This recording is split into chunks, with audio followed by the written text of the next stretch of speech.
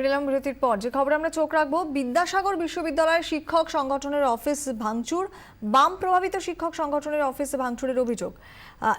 এ নিয়ে আরো কথা বলবো। আমাদের সঙ্গে টেলিফোনে রয়েছেন আমাদের প্রতিনিধি চম্পক দত্ত। চম্পক, কে বা কারা এই ঘটনা ঘটালো, এখনো পর্যন্ত কি জানা যাচ্ছে? রেজিস্ট্রার কি বলছেন?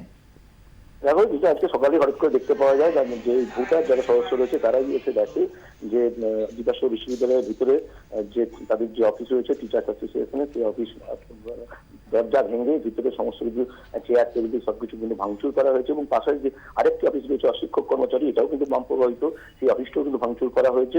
এরপরে কিন্তু তারা কিন্তু ইতিমধ্যেই রেজিস্ট্রার জয়ন্ত কিশোর নন্দী তাকে কিন্তু অভিযোগ জানিয়েছেন যে কে বা কারা কেন করলো, আপনারা খতিয়ে দেখুন বিষয়টা।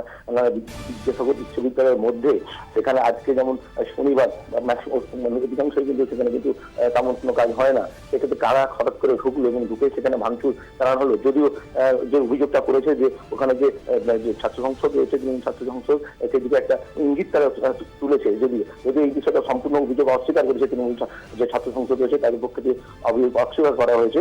তবে পুরো বিষয়টা কিন্তু বিদ্যাসাগর বিশ্ববিদ্যালয় কর্তৃপক্ষ বিষয়টা দেখছে এবং হালকাভাবে নিচ্ছেন না। তার কারণ বিদ্যাসাগর বিশ্ববিদ্যালয় একটা সুনাম একটা প্রতিষ্ঠান, সেই জায়গায় কেন সেখানে হামলা হলো, কি জন্য হামলা হলো। আবার একটা জিনিস বোঝা যাচ্ছে যে এই যে ভোটার তারা কিন্তু গতকাল সেখানে একটি কালো প্যাড করে মিছিল করেছিল, যে সিদ্ধান্ত ছিল যে পার্থ চট্টোপাধ্যায়কে জানিয়েছিল উদ্যোগ করেছে সেই যে চাকরির জন্য, সেই তাকে কেন্দ্র করে যে মিছিল হয়েছিল, সেই মিছিলে তার একটা হতে পারে বলে আমাকে মনে করে। পুরো বিষয়টা কিন্তু এই মুহূর্তে বিদ্যাসাগর বিশ্ববিদ্যালয় তদন্ত করে দেখবে বলে জানিয়েছে।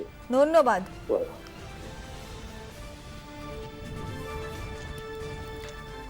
নোট সংকট চলছে, মাসের 3 তারিখ হয়ে গেলেও হাত ফাঁকা। অ্যাকাউন্টে টাকা থাকলেও তা তুলতে গিয়ে নাজেহাল আম পাবলিক। বিপদ বাড়িয়েছে এটিএমগুলি। বেশিরভাগ জায়গাতেই এটিএমের ঝাঁপ ফেলা, যেগুলো খোলা রয়েছে সেগুলোতে টাকা ফুরিয়ে যাচ্ছে দ্রুত। তার উপরে টাকা থাকলেও পাওয়া যাচ্ছে 2000 টাকার নোট, তা ভাঙাতে জীবন জেরবার। হাতে গোনা এটিএমেই 100 নোট পাওয়া যাচ্ছে, 500 নোট যেন ডুমুরের ফুল। অগত্যা সকাল থেকেই হতে দিয়ে ব্যাংকেই পড়ে রয়েছেন মানুষজন। সেখানে সর্বাধিক 24,000 টাকা পাওয়ার কথা থাকলেও তা কাউকে দেওয়া হচ্ছে না বলে অভিযোগ। সব মিলিয়ে হয়রানির ছবিতে বিশেষ হেরফের নেই এদিনও।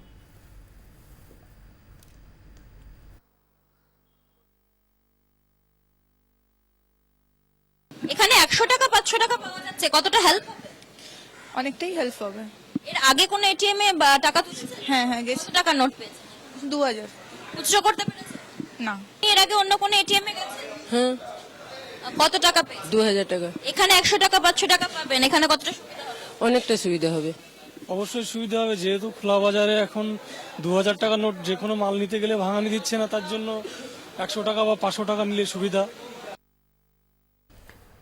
রাজ্য জুড়ে এটিএম ভোগান্তির ছবিতে বিশেষ বদল নেই। বর্ধমান থেকে জলপাইগুড়ি ছবিটা একই রকম। রাষ্ট্রায়ত্ত হোক বা বেসরকারি ব্যাংকের এটিএম বেশিরভাগই বন্ধ রয়েছে। সামনে বড় বড় হরফে নো ক্যাশ বোর্ড ঝুলিয়ে দেওয়া হয়েছে। মাত্র হাতে গোনা কয়েকটি এটিএমই খোলা। বর্ধমান শহরের স্টেশন থেকে বীরহাটা, গোলাপবাগ ক্যাম্পাস থেকে কোর্ট কম্পাউন্ড, সমস্ত জায়গার ছবিটাই একই রকম। মালবাজার মহকুমার অধিকাংশ এটিএম বন্ধ।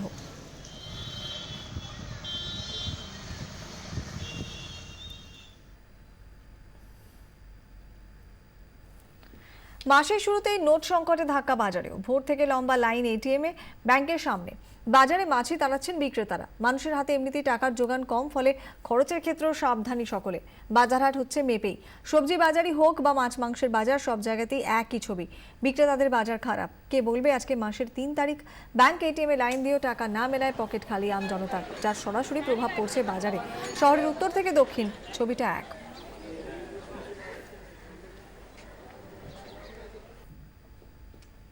ফাঁকা হচ্ছে, সবচেয়ে বড় হচ্ছে যে সমস্যার টাকা। মাছ কিনে 2000 টাকার নতুন নোট সবে মার্কেটে দিয়েছে ব্যাংক থেকে। সেই 2000 টাকার নোট আনলে যদি 800 টাকার মাছ কিনে 1200 টাকা ফেরত দেওয়া অসম্ভব হচ্ছে। দাম মাছ বাড়িনি, কমে যাচ্ছে, যেহেতু কাঁচা জিনিস মাছ পচে যাবে, বেশি দিন রাখা যাবে না, ওই জন্য আমরা কম দামে বিক্রি করছি। 2000 টাকা নোট আবার 2000 টাকা নোট না, খুঁজেও প্রচন্ড অসুবিধা হচ্ছে। এই নোটের ব্যাপার নিয়ে শনি রবিবার কোনোদিনই সেরকম ভিড় থাকছে না। কিনতে গেলে পরে যে আমাদের কাছে তো সবসময় খুচরো টাকা থাকছে না, তার জন্য আমরা কোনো কিছু কিনতে পারছি না। বাজারটা তো খুবই খারাপ। এই পয়সা সমস্যার জন্য লোক নিতে পারছে না, আর আমাদের হচ্ছে পয়সার মানে ব্যবসার জন্য আমরা পয়সাও নিতেও পারছি না। 100 টাকা বাজার করলে কেউ 2000 টাকা ধরে দিচ্ছে, ভীষণ অসুবিধা হচ্ছে। বাজার পুরো ফাঁকা, একদম লোক নেই। আজকে মাসের 3 তারিখ, তাতে অবস্থা এরকম মনে হচ্ছে যেন বন্ধ চলছে। টাকা মানে এরকমই চলছে এখন অনেকদিন ধরে, যেদিন থেকে টাকার প্রবলেম চলছে সেদিন থেকে এরকমই চলছে। খুবই অসুবিধা হচ্ছে, সব দিক থেকে অসুবিধা হচ্ছে। মোদি যা করলো বলার নয়।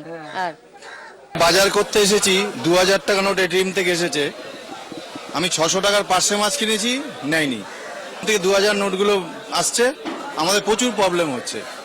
2000 বেরোচ্ছে, খুব কম জায়গায় পাওয়া যাচ্ছে 100 টাকা, অলমোস্ট নেই, সব সময় 2000 বেরোচ্ছে। প্রবলেম তো হচ্ছেই। দোকানদার হতে পারছে না, 2-1টা লোক তো দোকান, এই যে সমস্যা জায়গায় আর কিছু সমস্যা আছে।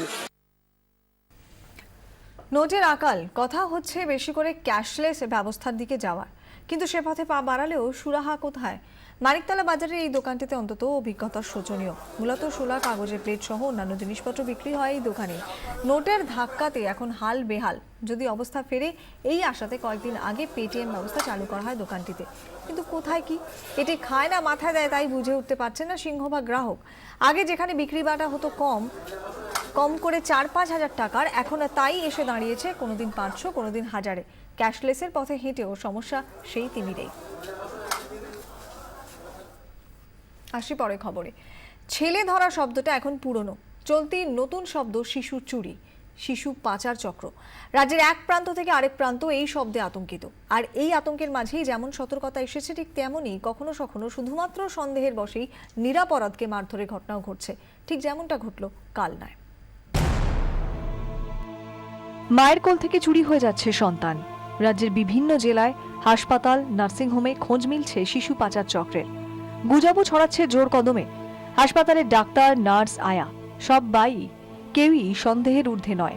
আর এই সন্দেহ অবিশ্বাসে কালনা মহকুমা হাসপাতালে শিশু চোর সন্দেহে বেধড়ক মারা হলো এক মহিলাকে।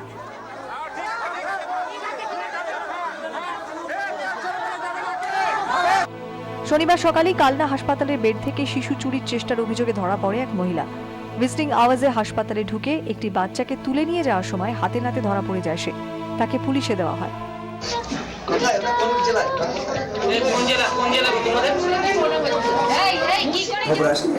শিশু এক মহিলা শিশু নিয়ে পালাচ্ছে। এক্ষেত্রে বাড়ির লোকজন কমপ্লেন করে যে হ্যাঁ উনি শিশুটা নিয়ে পালাচ্ছিল এবং বাইরেই তাকে শিশু হাতে নাতে ধরা পড়ে। এরপরই ধৃত মহিলার সঙ্গী সন্দেহে অন্য এক মহিলাকে ধরে মারধর শুরু হয়। অথচ তিনি বহুদিন ধরে হাসপাতালেই টুকটাক কাজ করে রোজগার করছেন। অযথাভাবে ঘোরাঘুরি করতে দেখে সাধারণ মানুষ খেপে যায়। তিনি তার বাড়ির লোক বা নামও বলতে পারেনি যদিও, কিন্তু দেখেন আমরা হাসপাতালের পক্ষ থেকে এবং আরও অনেকে লোকাল যারা আছেন, অনেকেই আছেন, তাদের তৎপরতায় সেই মহিলাকে রেস্কিউ করা হয়। সরকারি হাসপাতালে শিশু চুরির অভিযোগেই প্রথম নয়। দিন কয়েক আগেই পশ্চিম মেদিনীপুরের মেদিনীপুর মেডিকেল কলেজ হাসপাতাল থেকে শিশু পাচার চক্রের সঙ্গে জড়িত অভিযোগে একজন আয়াকে গ্রেফতার করে পুলিশ। রাজ্যের প্রায় প্রতিটি হাসপাতাল, নার্সিংহোমে চলছে সিআইডির নজরদারি। ব্যুরো রিপোর্ট, 24 ঘন্টা।